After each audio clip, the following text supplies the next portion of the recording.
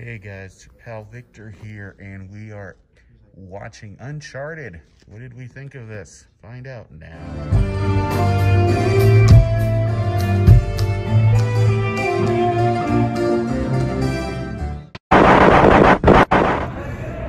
Hey guys, it's your pal Victor here from Cult Classics and Cult Following. We just got out of Uncharted right now. Now, I'm gonna be honest, even though I'm a big video game guy, I've never really been a big fan of Uncharted.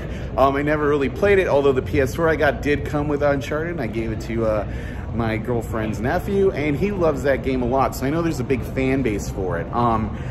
Watching this as someone who's not familiar with this game, but who's familiar with treasure movies, I can tell you, if you like the Goonies, if you like National Treasure, and if you like Indiana Jones and the Last Crusade, you're gonna find a lot of scenes that are like, oh, this seems a lot like these movies that I've watched. But for the most part, what carries you through it is Tom Holland's charisma. He is just basically playing Tom Holland as Spider-Man. You know, it is what it is.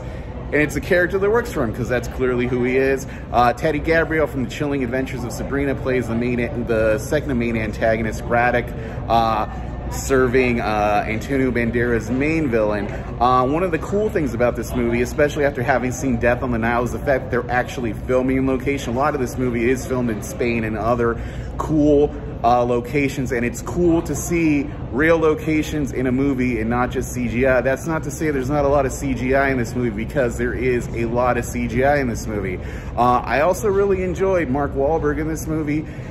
He and Tom Holland have a lot of fun chemistry together, and that counts for a lot in movies like this, because if you can't get behind the characters, then it doesn't really work. When you look at movies like Tomb Raider, where it's basically just coasting on Angelina Jolie and you really don't have interesting villains and side characters, even though you have good actors in the film, then it really doesn't work. Here you have a lot of actors who are actually working and being engaging. That's not to say there aren't some things that strain incredulity here. I mean, there's some scenes in this movie that really make you think of the last Fast and the Furious movie in terms of like, Jesus Christ, come on.